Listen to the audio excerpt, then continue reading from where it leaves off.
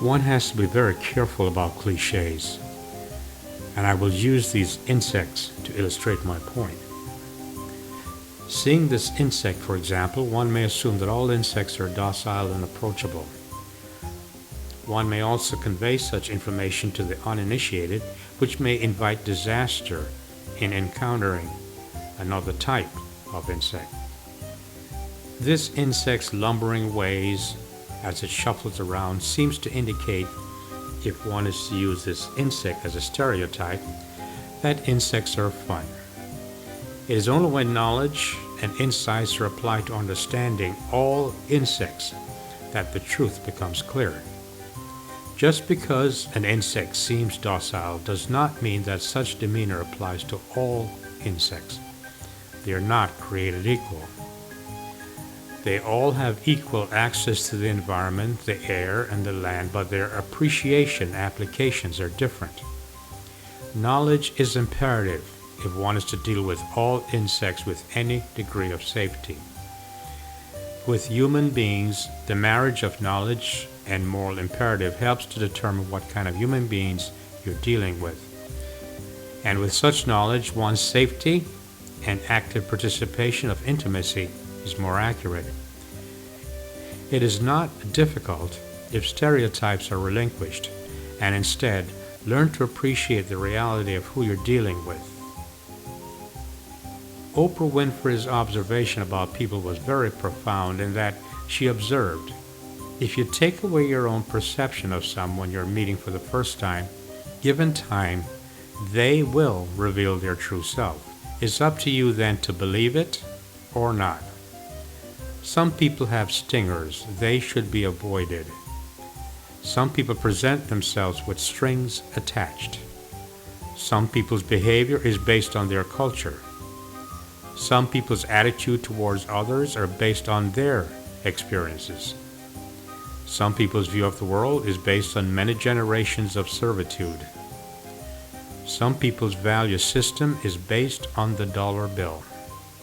It is up to you as a human being to accept or deny what and who you have encountered based on your own values. Some people can only understand affection based on money spent on them, dinner, gifts, etc., and they in turn see you, the giver, only in terms of what you can do for them. If you're fortunate enough to encounter someone like that, you deserve the ensuing shallow relationships, meaning a relationship that is purchased, paid for, because they showed you what and who they were. One has to be very careful, however, about assumptions and applying values to others. Your value system is not their value system.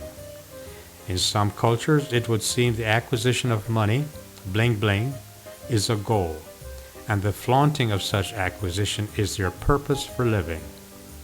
To them, they're motivating others to do the same.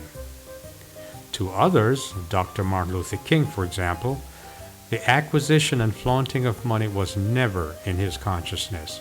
He acquired his moral compass from such people as Gandhi from India and Marcus Garvey from the West Indies, and his sense of possibility thinking from his frequent visits to the West Indies.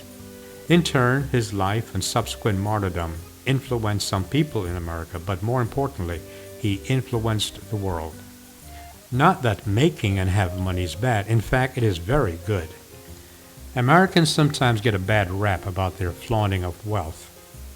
It is true that for many, Americans seem not to be compassionate about the less fortunate. Showing off is more their forte. But then, the stereotype does not hold true when you look at the lives of such notables as Bill and Melinda Gates. Tiger Woods, for example, with his dedication to education, and here his Asian mother's influence is evident. No matter who you are, you make a conscious choice as to your goals in life, to your perceptions of good, to how you treat people, and in turn how you want to be treated. If in your behavior your friendship must be bought, there should be no surprise as to how shallow you're treated by others. Like these insects, you're treated as you present yourself. Unlike these insects, however, you can break the molds of stereotype and be individuals. We do have the power to change and become more humane, caring for others, rather than projecting bling bling as a cultural indicator. If you had mistaken all insects as being docile and approached all insects with the same lack of caution, then the results would be painful. Your mistakes would be a failure to truly appreciate that all insects are not alike. All people are not alike. Society asks that you are cordial to all people that you meet, but not that you accept all people that you meet. There's nothing wrong in being kind, to offer a smile, to be civil to all you meet, but be aware that not everyone is your peer or friend. You have your own values, your own value systems, and they have theirs. Take Oprah Winfrey's observation to heart. When you meet someone new, just give them a few minutes and they will reveal exactly who they are.